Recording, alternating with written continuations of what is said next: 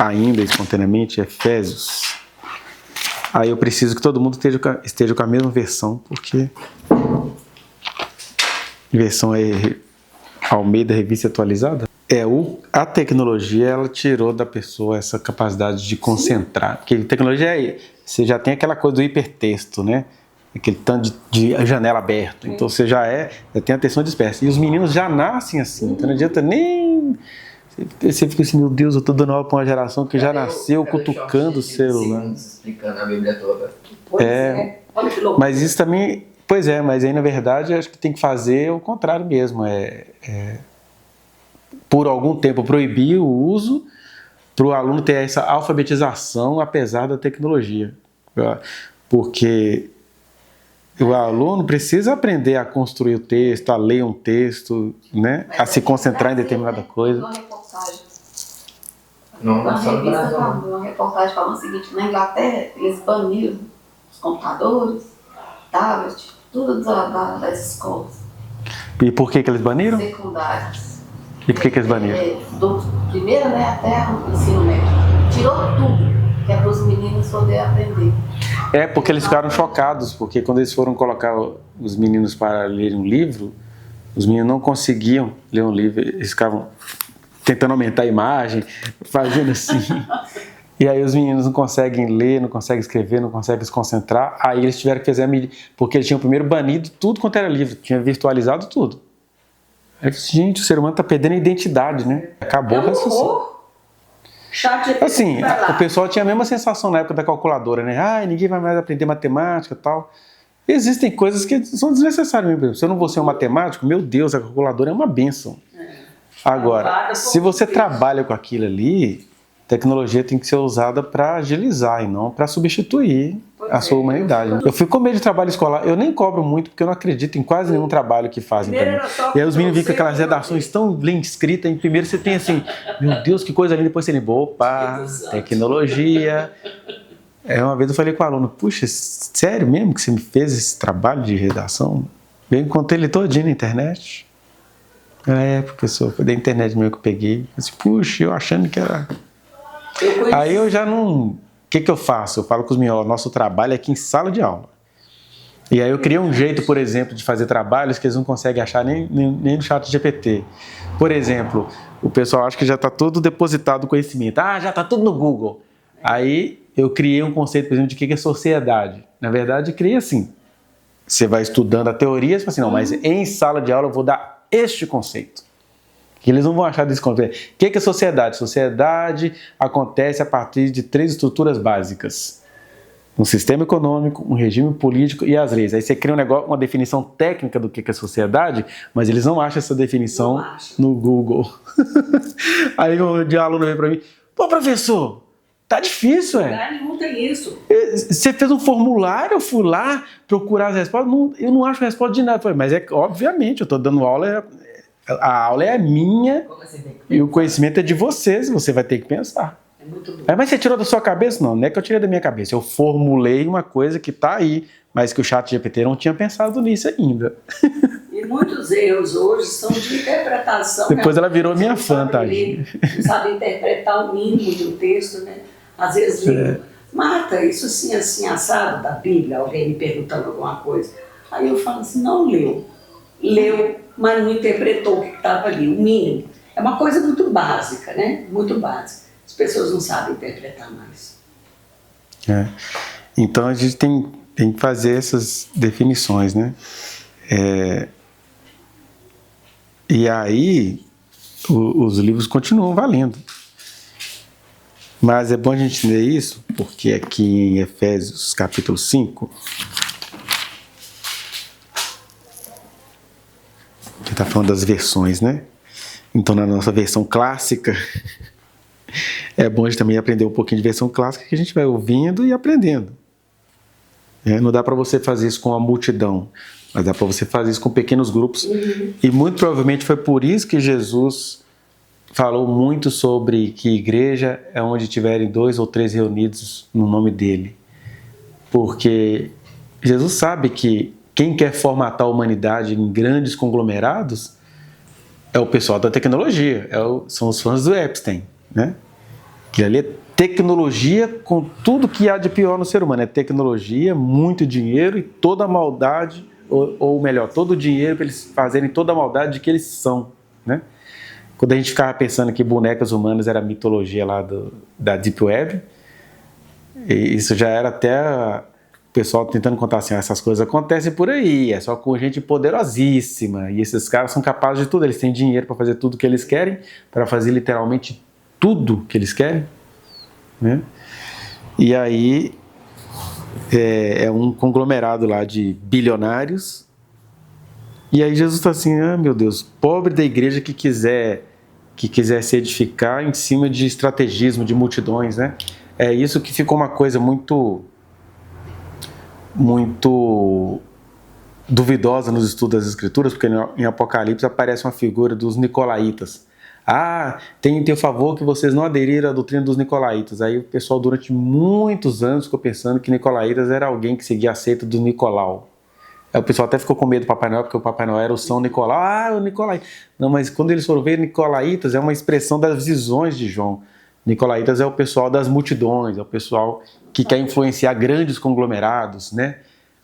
O Laos, né? A plebe, a coisa coletiva.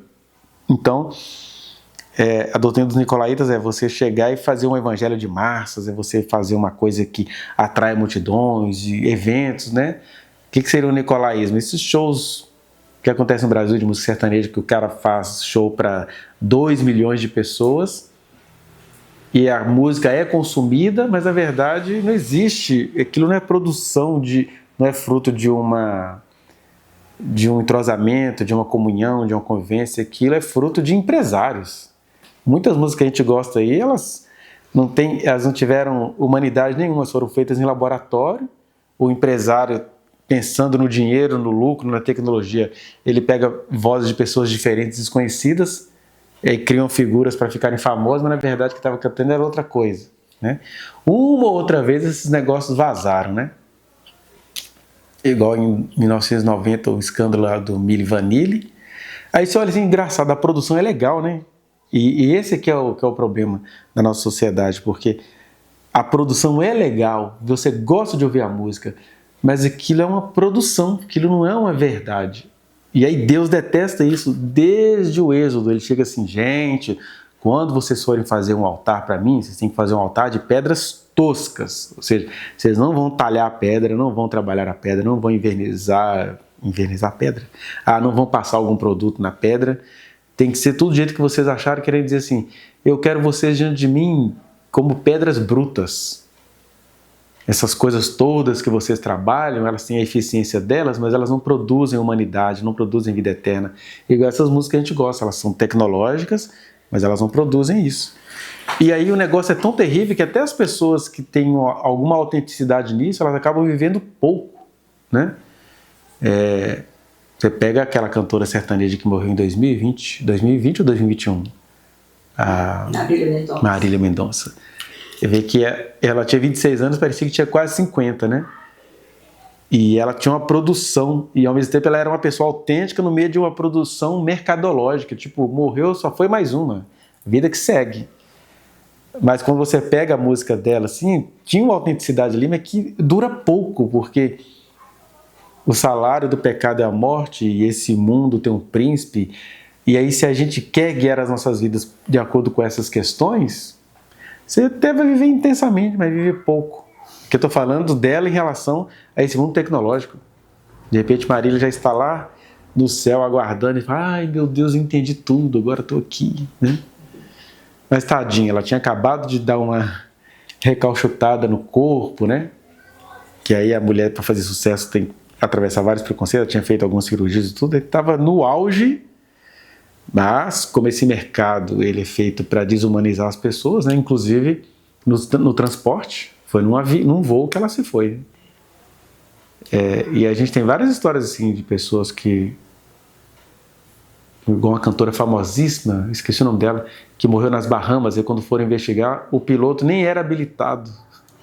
Porque o importante é o show acontecer rápido, e nós temos tanto show para fazer isso, e tem um contrato, e o empresário que está precisando. E aí a nossa luta é não deixar isso chegar, por exemplo, na educação, que em Minas está correndo assim, ó. O governador acabou de abrir um edital.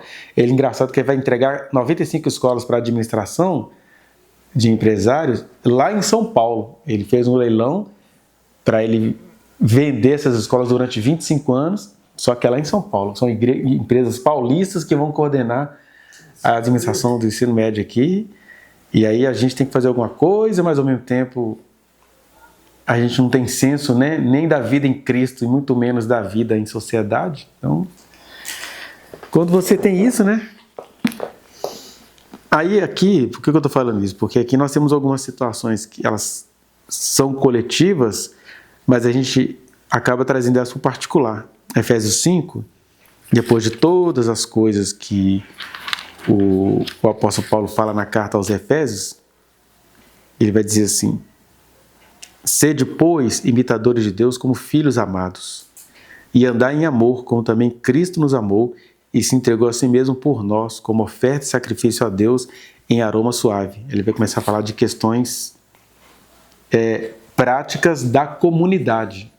Se a igreja é uma comunidade e se a gente anda em nome de Jesus, olhando para Jesus, mas em comunhão uns com os outros, ele está dizendo, a coisa mais básica do mundo é a gente ser imitador de Deus. Porque a gente acaba imitando um monte de coisa, né? A gente, na verdade, o chamado senso comum, né? Quem está no senso comum vai fazer aquilo que aprendeu mesmo. Então, se você tem uma pessoa que te instiga a atenção, os seus talentos, você vai exercendo isso. Só que o Paulo vai dizer, olha, quem é nova criatura, que nasceu de novo em Jesus, vai pegar todo esse senso comum e vai descobrir que agora a gente tem outro alguém para imitar no sentido de imitação, no sentido de aprender, né? Aprender pelo espelho. Quando a gente olha para o espelho espiritual, eu não tenho que me ver, eu tenho que ver aquele que me habita, que é Jesus. Então, mas é ser imitador de Deus, não é se tornar divindade, né? E aí ele vai falar, o que é andar em amor, imitar a Deus? É andar em amor, como também Cristo nos amou e se entregou a si mesmo por nós, que é uma dificuldade que nós temos como igreja de Jesus, né? A gente está tão capitalizado, a gente está tão tecnologizado, que a gente acha que qualquer manifestação de amor é banal. Qualquer sentimento de solidariedade, ele é muito sentimental, né? Vai ficar lutando por essas coisas. Ele está dizendo, mas quem anda com Jesus, ele anda em amor, ou seja, assim como Jesus entregou a si mesmo, e a gente entrega-se a si próprio, né? Para tantas coisas, né? Neste dia, por exemplo, junto com o nosso discurso de liberdade em Cristo, tem a nossa escravidão do pecado. Então, eu sou livre em Jesus, mas na verdade não é que eu sou livre em Jesus, é porque eu gosto do carnaval mesmo, eu quero ficar lá no meio do pagodão. Então eu uso o discurso de liberdade de Jesus só para fazer o que a carne quer. Então é sempre uma tensão esse negócio. Porque daqui a pouco a gente vai ver no texto que a gente também faz o movimento contrário, né? A gente se desumaniza muito com a desculpa da santificação. Mas neste dia o que está acontecendo é o contrário. São pessoas que não gostam de Jesus, que têm medo de Jesus, que não vão com a cara de Jesus, e aí usa esse discurso, não, Deus nos fez livres, a gente é livre, o que tem? Se eu estou querendo passar horas com os meus colegas bebendo... Aí ele continua, aqui ó, versículo 3. Mas a impudicícia e toda sorte de impurezas ou cobiça nem sequer se nomeia entre vós como convém a santos. Aqui tem um monte de palavrinha que a gente tem que entendê-las para entender o que o Paulo estava dizendo para aquele pessoal e como que isso se aplica a gente, né?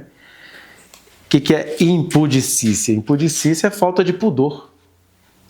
Ou seja, quem tem o Espírito Santo, se não for por um motivo altamente missional, ou seja, se você não tem senso de missão, você não tem nem vontade de ir para um lugar onde acontece a falta de pudor. O que é impudicícia? Nós já somos homens, mulheres, ou temos masculinidade, feminilidade, mas a impudicícia é você fazer disso a razão da sua vida, né? Qual que é o hit do carnaval agora? Em cima do jet ski, vou rebolar para tu, que quando você canta o som é outro. Isso é impudicícia. E aí é um pouquinho complicado uma pessoa que se sente cheia do Espírito Santo tá no meio de uma multidão dançando em cima do jet ski. É meio complicado, né? Mas aí, ó, isso é impudicícia. Mas eu ter ouvido isso, investigado isso e até visto isso, alguém, não, nem se nomeie, nem olhe para isso. Não, gente, eu sou um ser humano, eu estou no mundo, eu preciso entender como é que esse mundo funciona até para eu pregar a palavra de Deus de maneira mais eficiente, né? A gente sempre esquece disso, né? Que o profeta Daniel e o próprio José no Egito, José era um bruxão. Inclusive, naquele período ali, dentro das percepções que ele fazia, ele tinha um copo dos encantamentos dele, tinha copo onde ele tinha rituais do Antigo Egito. E ali no meio daquelas coisas todas, aquele era o José, porque era o que ele tinha, era o que ele conseguia perceber. E o profeta Daniel, coitado, que foi castrado e levado para a Babilônia, então ele não tinha escolha, ele tinha de ser o chefe dos magos na Babilônia. Então ele entendia tudo de magia, mas ele não se contaminou com aquilo. Ele sabia como é que funcionava, tal, estudava aquilo tudo, e é por isso que as visões dele são tão iconográficas, né? Aquelas visões assustadoras, porque ele entendia daquelas coisas, ele sabia que eram aqueles símbolos lá para os persas, né? Mas ele não se contaminou. Aí a gente estava arrumando a casa aqui cedo, eu estava ouvindo isso, né? Tem um grupo em 1992, eu estava noivo da Sônia ainda, que ele foi um escândalo na igreja, mas eu adorei aquele grupo, chamava Yeshua, porque na época do funk Brasil, que era um funk vergonhoso, que a coreografia era estranhíssima, aí um grupo de jovens metodistas, eles eram metodistas, né? Assim, isso não ia sair de um neopentecostalismo, geralmente são pessoas que têm certa fundamentação bíblica e evangelística. Aliás, os melhores grupos evangélicos do Brasil, incluindo o Catedral, eles vieram dessas igrejas mais históricas, porque eles tinham uma fundamentação teológica para fazer o que estavam fazendo, né? Esses que vieram junto com a Renascer já vieram muito no mercantilismo, né? Aí esse grupo Yeshua era funk, tipo funk Brasil, o ritmo, deixar todo mundo escandalizado. Mas quando o pessoal parava para ouvir a música, o pessoal ficou assim, meu Deus, é isso mesmo? Hoje os meninos até nem... Mas talvez teria que existir um grupo com esses, como é que é? Trap? Imagina um trap com uma fundamentação evangelística, ia parar todo mundo, porque eles, como o ritmo deles era bem pesado na época, eles acabavam sendo chamados para cantar nos bailes funks. Só que quando o pessoal ia ouvindo o que eles estavam cantando, aquela coreografia cheia de impudicícia ia parando, ia saindo. E eles, pregavam mesmo, porque eles falavam assim, não, nosso objetivo é infiltrar na cara dura.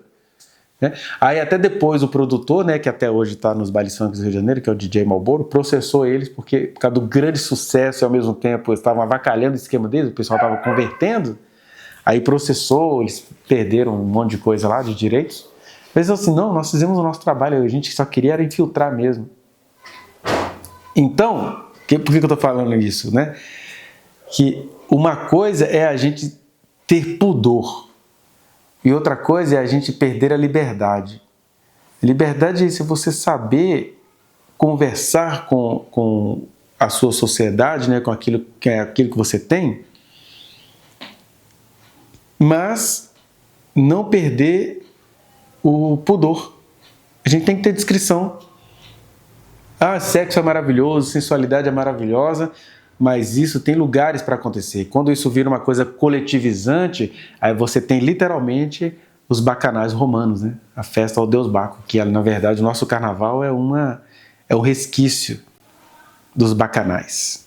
Tanto é que outro nome do carnaval, estava aquele bacanal, que é orgia de tudo, né? Orgia de bebida, orgia de sexo, orgia de tudo quanto é coisa.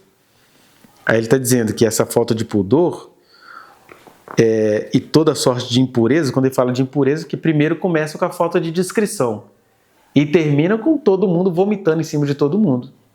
Daí o termo impureza está sempre ligado aos prazeres desenfreados, sejam os prazeres gastronômicos até os prazeres sexuais, que é o ser humano ficando entorpecido de si mesmo, né? E as pessoas, elas até tendem a usar muitas drogas para poder fazer tudo aquilo que elas reprimem.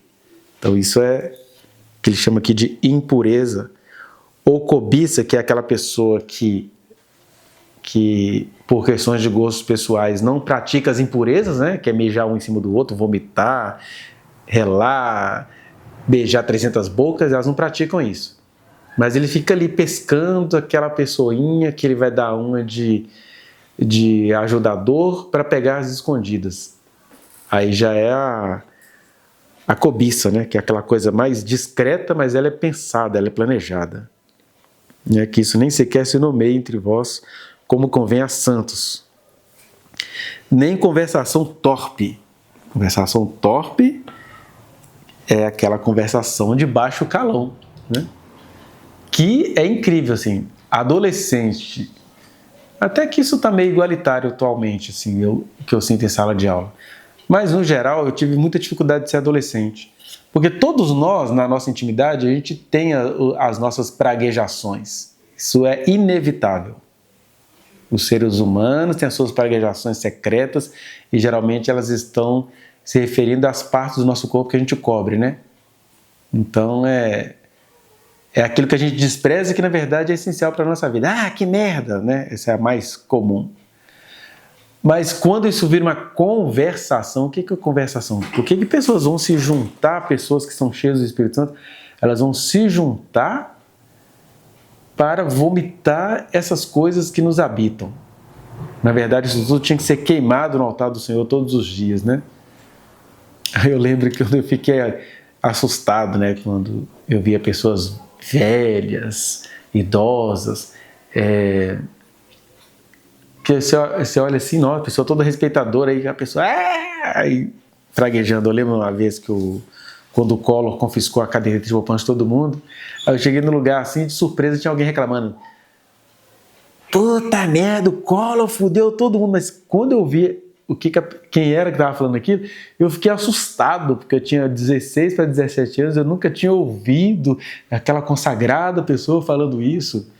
Mas hoje, por exemplo, eu até entendo que ela estava lá na casa dela reclamando.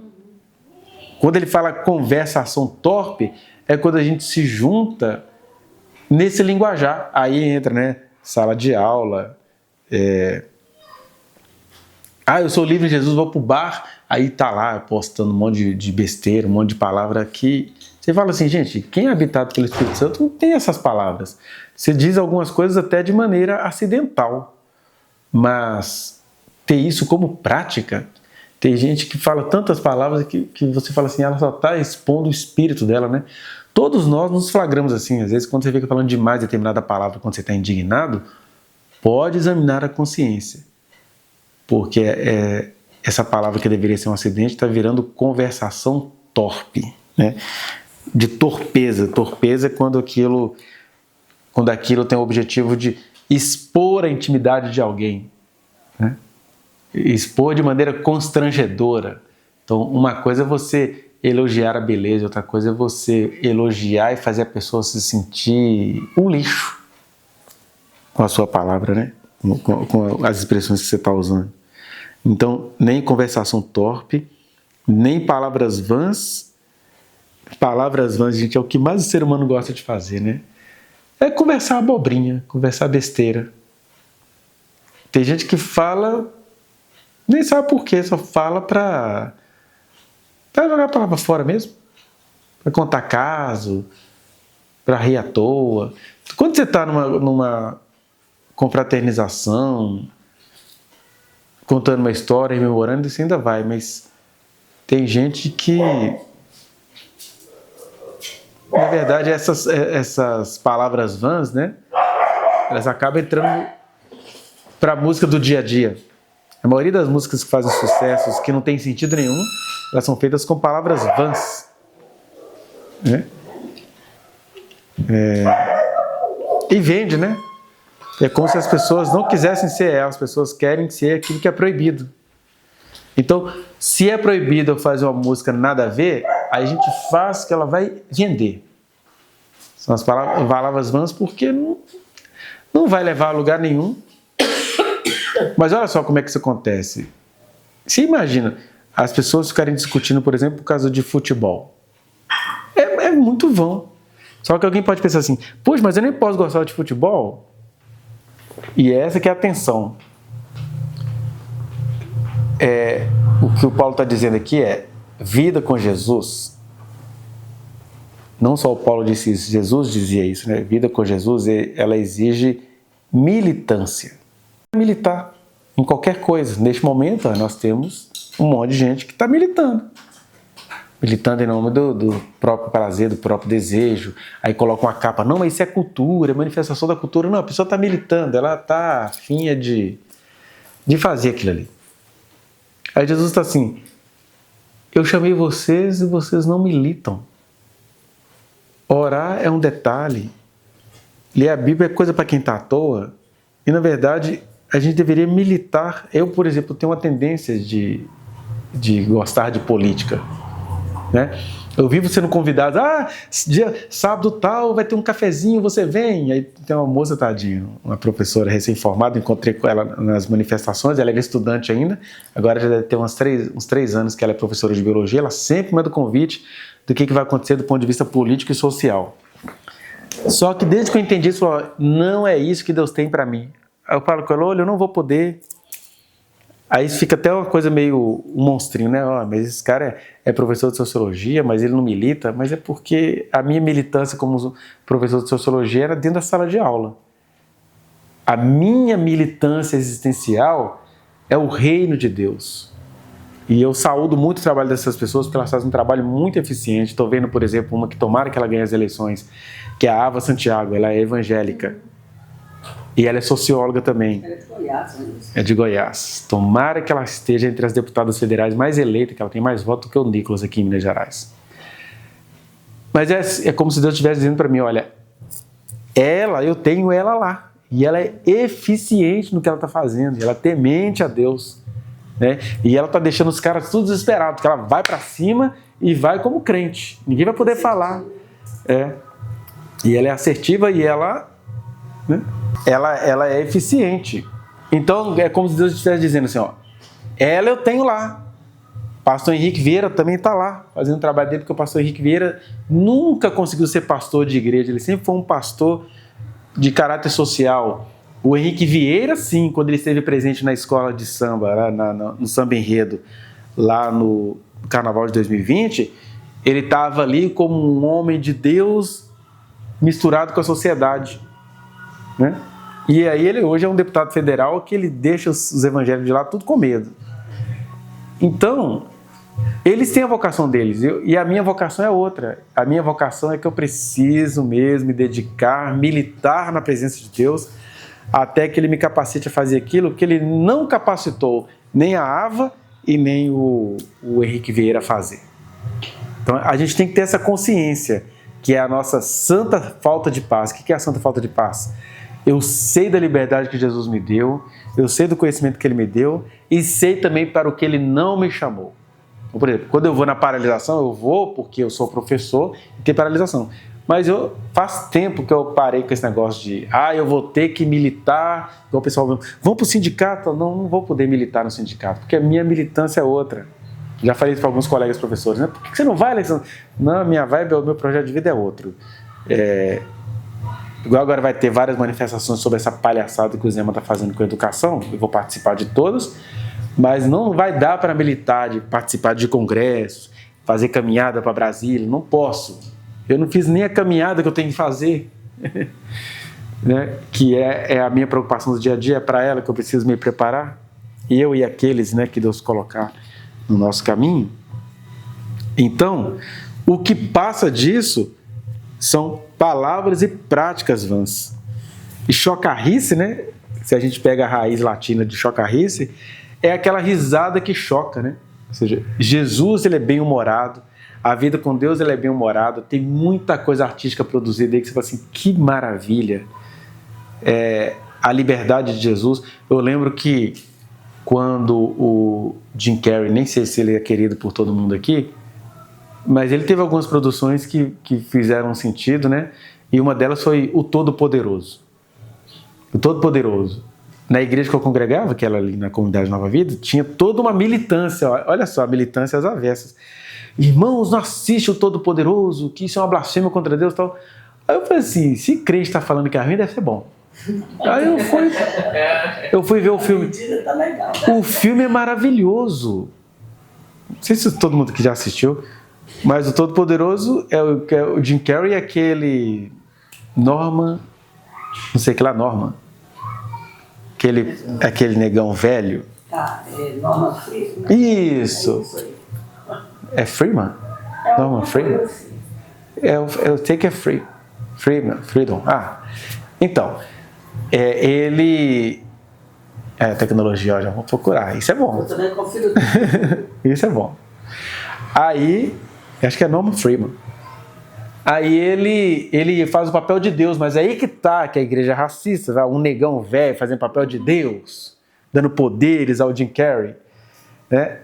Mas eu achei tão legal e tão santo e tão divino o humor do Jim Carrey em relação a Deus, como é que Deus é bem humorado com os seres humanos. Como é que é o nome? Norman Freeman? Tá. É Norman, né? Norman Freeman. Que ficou tão poderoso que perdeu a consciência étnico-racial, né? Ele é o autor da mesma frase que fala assim que não precisa falar do racismo, né? Se você parar de falar do racismo, ele acaba. Aí o pessoal tira a onda, né? Mas isso é porque a gente que ficou poderosa e não esqueceu de onde veio, né? Eu não dou conta de ver nada do Mas ele é um excelente ator. ator. Jim Carrey. É, Jim Carrey. Ele é enjoado, as pessoas. Muito chato. Aliás, tudo que é humor americano eu não suporto. É muito pastelão pelo gosto. Exatamente. E ele é tipo uma versão do século XXI do Jerry Lewis. Muito pastelão. Mas como eu tenho memória do Jerry Lewis na infância e como minha mãe dava gargalhadas, aí quando aparece o Jim Carrey, aliás, eu e a Sônia descobrimos o Jim Carrey por acaso. A gente estava passando férias em Guarapari, não tínhamos filhos ainda, né? Foi em 97, a gente entrou no cinema, o cinema velho, umas cadeiras velhas, um lugar todo arregaçado. Vamos entrar aqui. Aí era o Máscara. A gente assistiu o Máscara, mas a gente riu. A gente assistiu, nem sei que filme que é esse, mas a gente riu tanto. Quando a gente sai do cinema, é que a gente descobre que o filme tinha estourado no mundo inteiro. Mas, que assistiu um filme que estava sendo lançado. E ali ele passou. Aí depois é que ele foi conhecido pelos filmes anteriores ao Máscara, né? Porque o Máscara, acho que não sei se era o terceiro ou quarto filme, mas ele já tinha feito Ace Ventura, já tinha feito, né? E acho que Todo Poderoso veio um pouquinho depois. Mas o que eu acho legal, assim, a gente gostando ou não do Jim Carrey, é o humor, as sacadas. E a gente esquece que Deus é engraçado, assim. Aí eu lembro que na época eu falava com os adolescentes, gente, mas vocês querem ser mais engraçado do que Deus que criou todas essas coisas? Dá uma olhadinha na natureza que Deus fez e veja como ele é engraçado, ele é bem-humorado. Quase tudo que a gente põe em maldade foi Deus quem fez, né? E os animais só cumprem os seus instintos. E principalmente no caráter reprodução, a natureza é um vexame do ponto de vista moral. É um vexame porque a gente é que moraliza isso, né? Daí os nossos xingamentos, chama a mulher de cachorra, como se a cachorra tivesse alguma noção de que ela está no cio, que ela tivesse alguma noção que ela tem que rondar o bairro inteiro para escolher o melhor macho para copulá-la. Mas quem criou esses instintos foi Deus. E aí você tem as fábulas do La Fontaine, que pega os animais e dá uma moralizada neles. O La Fontaine deveria fazer piadas. Aí quem conseguiu fazer isso, na verdade, foi o quê? A psicanálise tirou um pouquinho desse moralismo, né, da natureza e mostrando assim, gente, o ser humano tem o id, tem o princípio do prazer. Eu não estou chamando ninguém para ter uma vida igual um carnaval, mas a gente tem que entender que no cotidiano a gente precisa se dar ao prazer, né?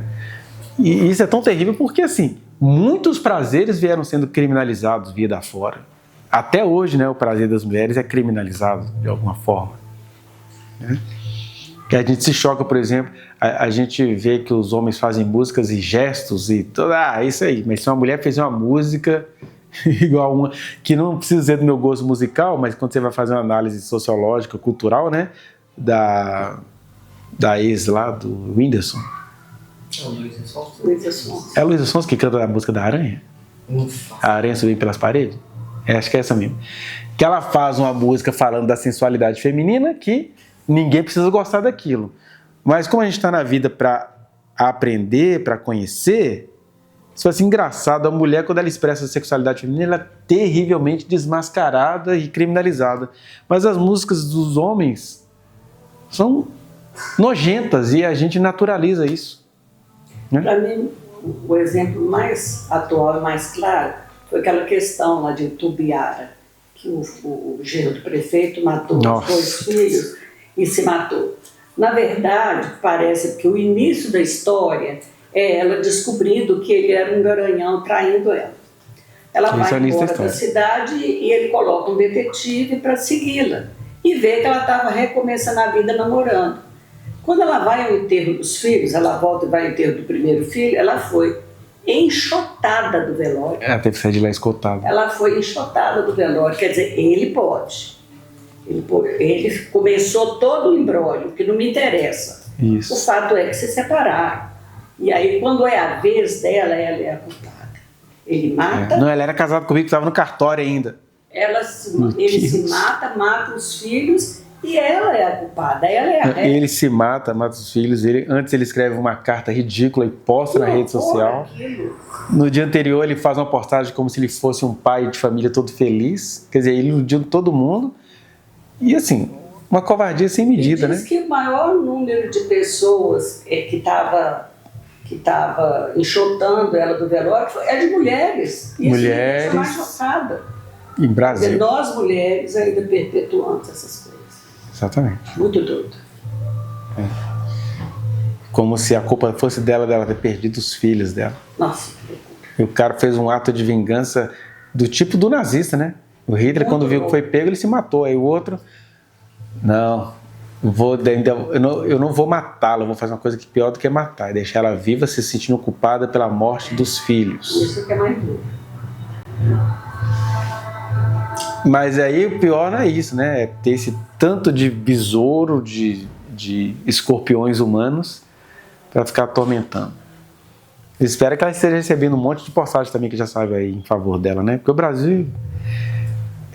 Quando você vai vendo isso, se a sociedade... Isso é que são as conversações, as conversas vãs, né? As palavras vãs. Porque esse conjunto de palavras vãs vai mantendo o Brasil nesse buraco. Eles não mudam. Então a chocarrice é aquela risada, aquela gargalhada que choca, né? Exatamente dessa raiz da palavra.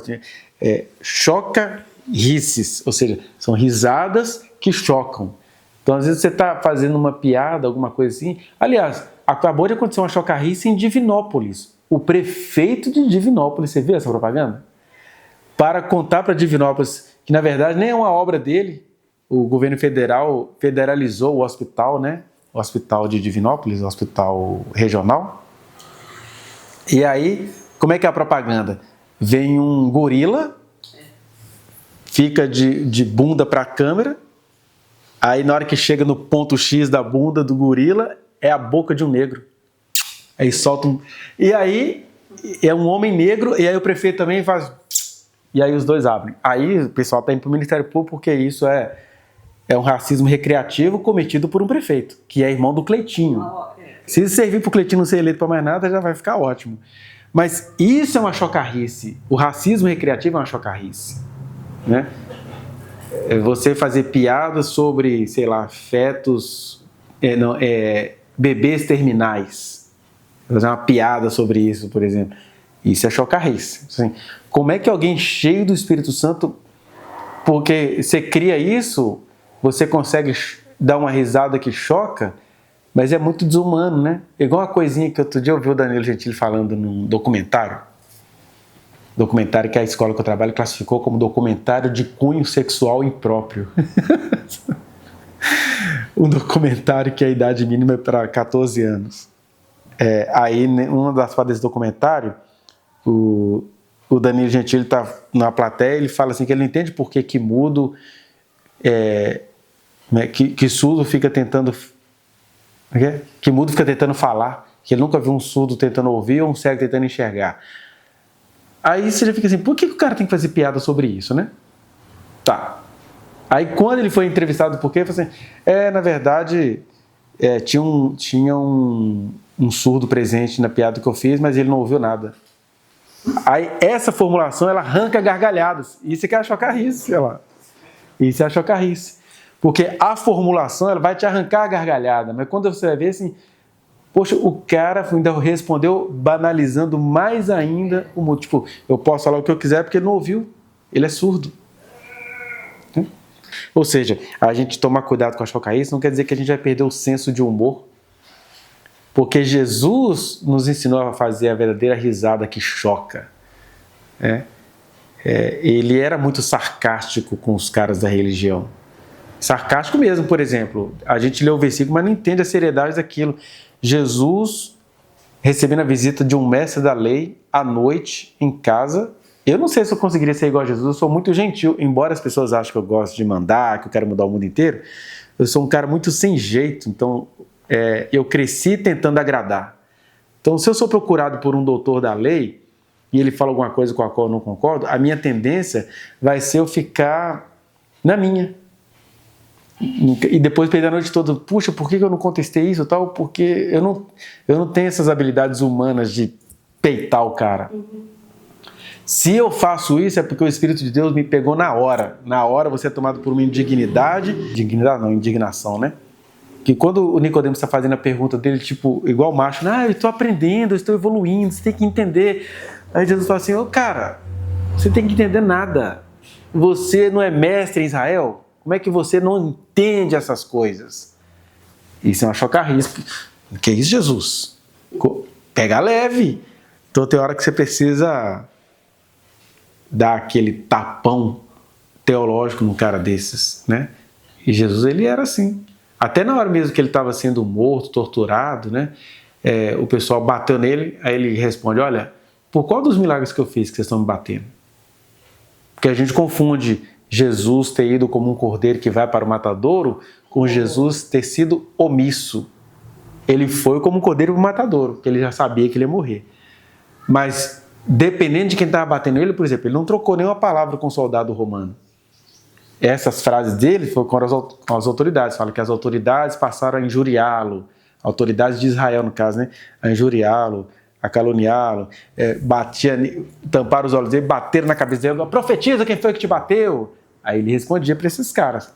Agora, quando eram os soldados romanos, que também faziam esse tipo de coisa, né? Parece que já é coisa antiga da segurança pública, esse prazer de torturar quem você deveria proteger. Ele falou com Deus, né? Pai, perdoa-lhes porque não sabem o que fazem. Mas era para Deus perdoar a multidão, porque as lideranças sabiam muito bem o que eles estavam fazendo. E para eles ele falou, olha, o meu reino não é deste mundo, porque se fosse, você não acha que meu pai já teria trazido uma legião de anjos aqui para me defender? Mas agora meu reino não é daqui. Vocês podem fazer o que vocês quiserem. Então, a gente se precaver da chocarrice não é a gente perder o humor, não é a gente perder a ousadia, não é a gente perder a capacidade que só Deus nos dá na hora, né? Que isso tem a ver com a palavra da sabedoria, a capacidade de jogar sal em algumas situações, e às vezes até bomba em outras situações. Tem hora que você é bomba de Deus assim para destruir mesmo, buf, destrói. Eu lembro que o Caio Fábio estava falando de uma experiência que, do jeito que ele descreveu a experiência, eu já até sei de que se trata, né? Uma cantora na época, que eu até curto ela até hoje, né? Que ele falou assim, era uma cantora da Assembleia que andava com cabelo longo, ela era uma tia dela, andava o país inteiro. É a Mara Dalila e a Sara Araújo. Aí diz ele que no ano de 1983, ele estava pregando em algum lugar no Ceará e estava essas duas. E ele pregando para a multidão e as duas atrás, conversando, contando casos, não sei o quê. Ele virou para as duas, e falou assim, olha, tem hora que a gente precisa ficar entumecido com o espírito de Elias. Ele falou alguma coisa tipo que a partir daquele dia elas não iam mais conseguir fazer aquilo. Eu nem sei se ele sabe disso, mas do ano de 1983 para frente, nunca mais a Mara Dalila e a Sara Araújo conseguiram ser o que elas foram. Nem sei se elas entenderam. Na verdade, ele foi tomado por alguma coisa ali que era de Deus, né? Igual os fariseus não entenderam o que Jesus falou. Olha, a casa de vocês vai ficar deserta. Eles não entenderam. Aí Jesus, digamos assim, ressuscita no ano 33, a Domini, né? Ano Domini. E no ano 70, ou seja, 47 anos depois, 47 ou 37? 37 anos depois, o templo é destruído e o que Jesus falou para aquelas pessoas aconteceu. Então, tem hora que você precisa falar as coisas, não é nem que aquela pessoa vai ver aquilo. Que a gente fala isso, ai meu Deus, mas aquela pessoa... Não, Deus sabe o que ele está falando. E que aquelas pessoas para quem ele falou viram perfeitamente que o que ele falou aconteceu. A casa de vocês ficou deserta. E aí, quando o Caio Fábio, em 1963, falou isso para a tia e para a sobrinha, nunca mais elas foram. Continuaram sendo de Jesus? Continuaram. Mas aquele ministério ali, que era tipo o recreio das duas, de ficar indo de norte a sul, elas nem eram ainda da mercadologia, né? Talvez ganhassem ofertas, mas não era aquela coisa assim de cobrar pelos shows. Nunca mais elas foram as mesmas. Mas é interessante que foi uma coisa que Deus deu, que Deus levantou. E às vezes, então, a gente não é para viver em chocarrice, chocando as pessoas, nesse sentido da carnalidade, né? De ficar expondo coisas íntimas da pessoa. Mas quando a pessoa está cometendo alguma coisa em público, é o João falando, está chegando a raça de cobras venenosas, né? Que são as víboras. Aí ele tinha que falar que ele era em público mesmo. E sem medo de morrer. Agora, a chocarrice, não, ela atrapalha a gente a ter comunhão uns com os outros, porque como é que você vai fazer um louvor maldando, por exemplo, cada letra da música que você está cantando, né? Então, coisas essas inconvenientes, antes, pelo contrário, ações de graça, que ele está dizendo que nada disso se nomeia entre nós, pelo contrário, o que deveria se nomear entre nós são as ações de graças. Vamos parar aqui. Quem sabe a gente continua isso aqui no próximo domingo, né, no versículo 5. Mas o que eu queria mostrar aqui, pensar, né, é que a gente já lê um texto como esse e já pensa assim, a gente se torna covarde com esse texto, porque eu não posso rir, eu não posso ter os pensamentos particulares sobre determinadas coisas, e foi nesse sentido, por exemplo, que eu discerni que por trás da chocarrice do Rodolfo, o Rodolfo era o principal vocalista de uma banda chamada Raimundos. Aí eu ouvi aquela música daquele cara, e quando eu ouvi a música, tinha muita chocarrice, né? Ah, meu Deus, nada daquelas letras ali eram despropositadamente. Mas engraçado, quando eu ouvi aquilo, na época eu já estava dando aula para os adolescentes, que eu assim, meu Deus do céu, esse cara que consegue montar esse humor todo, esse cara está contando para a gente que ele tem um potencial. Aí eu não sei porquê, espontaneamente eu orava por ele. Eu falei, Jesus, salva esse cara. Salva ele para a tua palavra, para o evangelho. E eu fazia isso em 99, 2000, quando foi em 2001, ele se converteu. E desde então ele é um crentão. Não, ele tinha... Na época a gente não tinha esses pensamentos, né? Mas eles faziam humor... É porque ele é filho de paraibanos, né? Os pais deles são da Paraíba. Aí eles faziam muitas piadas de teor regional e muitas coisas contra as mulheres. Porque o lema do rock, né, é sexo, drogas e rock and roll. Então, sexo inclui diminuir a figura feminina, né? Então ele... E aí ele conta como é que ele foi começando a se sentir mal com aquilo, né? Ou seja, quem faz isso no ser humano é o Espírito Santo, não é a gente colocando regra.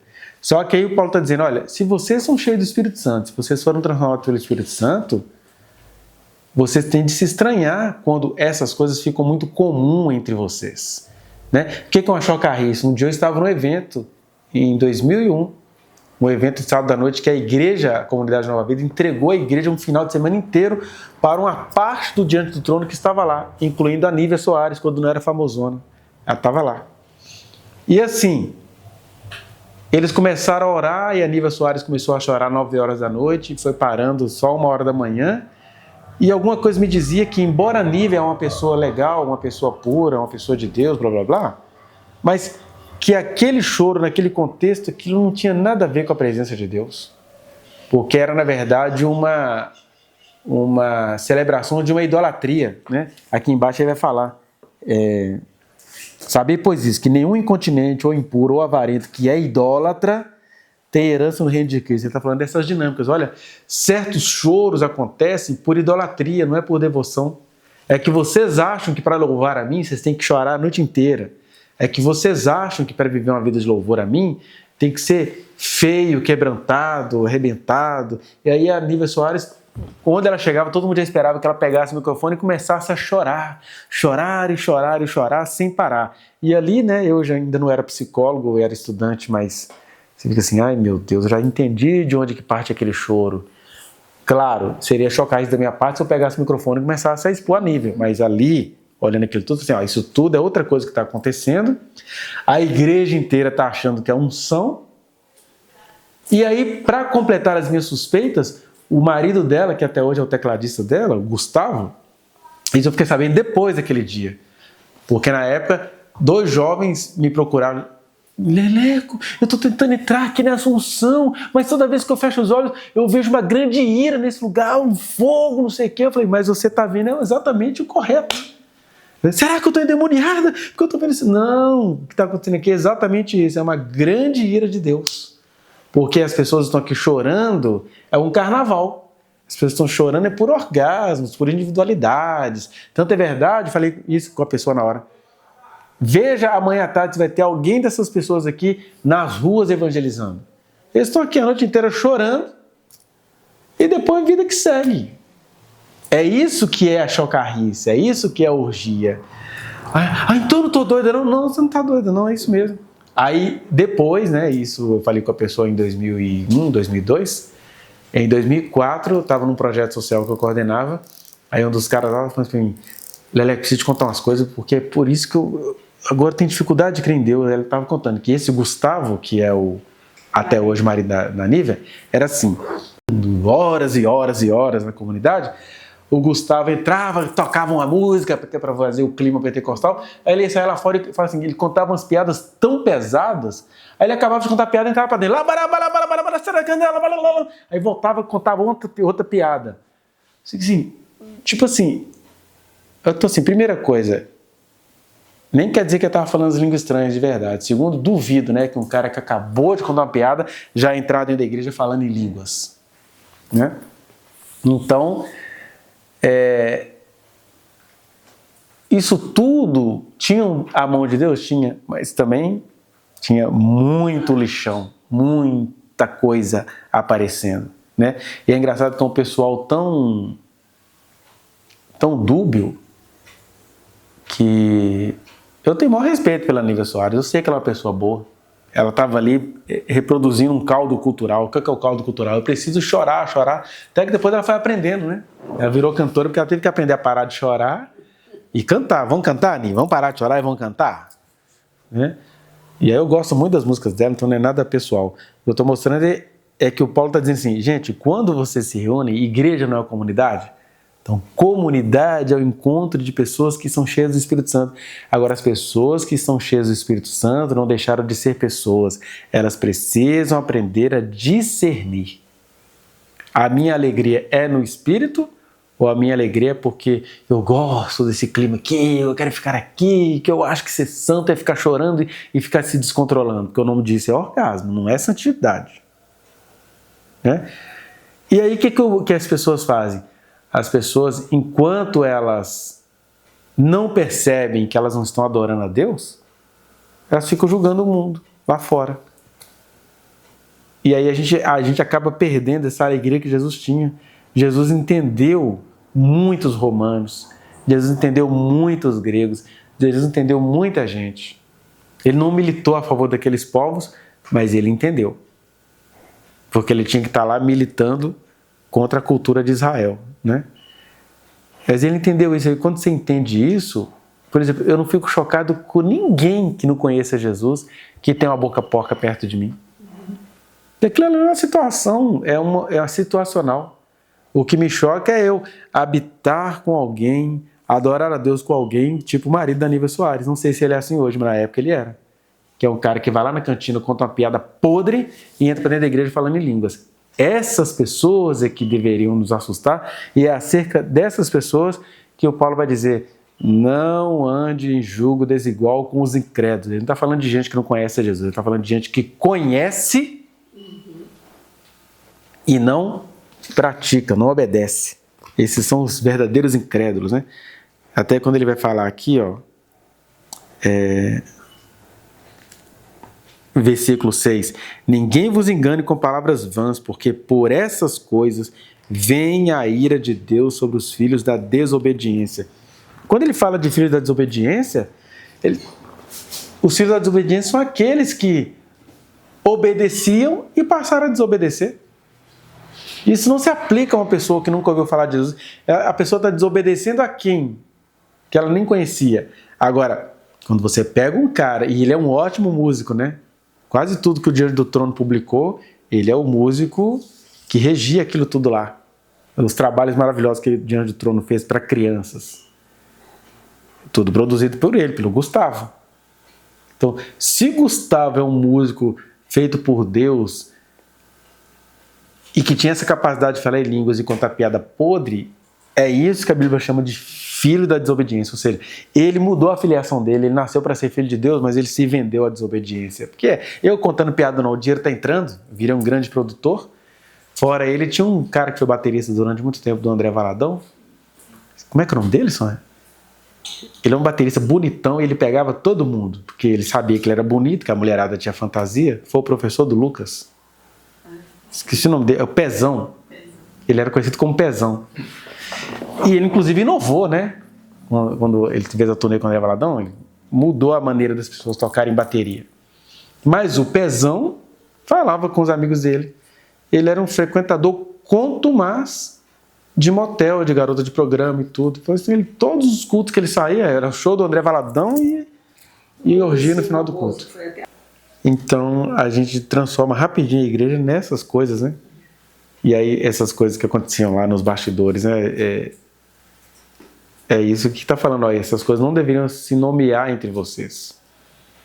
Mas, possivelmente, acontecia sim, porque numa equipe de louvor muito menor da igreja, eu ouvia toda semana que fulano pegava cicrano, que não sei o que, e as pessoas ficavam escandalizadas. É os que mais se pede. Fogo, né? Porque é uma sensualidade. É Shekinah, como eles falam. E às vezes a pessoa não tem palavras assim em público, mas ela é isso, né? E quanto mais sucesso faz, melhor fica, mais eles pecam, porque eles parece que faz múmia. Né? Acontece, é o sucesso. Não para o sucesso, está fazendo errado, mas eles vão fazer. E daí a questão do ensino, né? Porque quanto menos as pessoas entendem dessas questões, mais elas caem nisso, se tornam vítimas disso. Então eu convido, né? Porque eles compram para poder fazer, às vezes sai, correr demais, aí fica. Só Jesus, né? Para nos libertar dessa humanidade que nos habita, né? Senhor, nós te agradecemos porque o Senhor nos tem dado vida e condições cada vez mais de nos arrependermos e não sermos mais uma estrutura adoecida na Tua presença. Que nós sejamos apenas igreja do Senhor, que nós, vendo que essas corporações, essas organizações estavam tão apodrecidas, que a gente não negue diante do Senhor aquilo que o Senhor nos confiou, aquilo que o Senhor nos entregou. Nós possamos, na força do Teu Espírito, na força do Teu poder, na força da Tua graça, na força do Teu perdão, não termos medo de viver, Senhor, por causa dos abutres que podem aparecer no caminho, mas que nós possamos, ó Deus, não perder o humor, mas ter muita reverência, não perder a capacidade, Senhor Deus, de ser descontraído diante da miséria e até da desgraça da vida, mas não perdermos, ó Deus, a seriedade e a militância que o Senhor espera de nós. O Senhor nos chamou para sermos comissionados por Ti, Senhor, para levarmos vida e graça, Senhor Deus, a muitas vidas. Então não nos deixe ficar também com essa prudência assassina, com esse pudor covarde. Pelo contrário, Senhor, que nós possamos ter liberdade para nos expressarmos diante de Ti e das pessoas, e liberdade para sabermos que o Senhor é conosco, o Senhor está conosco, que tudo que nossas mãos, em tudo que nossas mãos se impuserem, haverá prosperidade, porque o Senhor tem aliança conosco nesse sentido, acerca do teu reino, acerca da tua vontade, acerca da tua salvação. Por isso eu peço ao Senhor que o Senhor nos abençoe nestes dias, nestes feriados, ó Pai, que nós possamos descobrir o quanto o Senhor está presente, o quanto o Senhor quer festejar conosco nas coisas que o Senhor nos tem confiado. Abençoe, Senhor Deus, a vida e a família de cada um que está aqui presente e que nós tenhamos compromisso, Senhor. A vida com o Senhor não é tristeza, é vida, graça, alegria, comunhão, mas que a gente não se torne dono de nada, que o Senhor seja o Senhor de tudo e de todas as coisas, para que a gente faça tudo na alegria, na graça e no temor do Senhor, ou seja, por respeito a Ti, por reverência ao Senhor, que a gente não venha lesionar os nossos irmãos, conforme denunciado aqui na Tua palavra, Senhor. Abençoe a vida de cada um, resolve, Senhor Deus, o que tem de ser resolvido, cura as enfermidades que tem de ser curadas, dá os livramentos que tem de ser dados, ó Deus, daqueles que a gente nem faz ideia, mas é o Senhor que nos livra o tempo todo.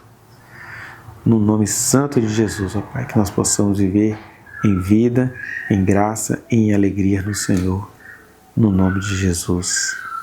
Amém. Amém.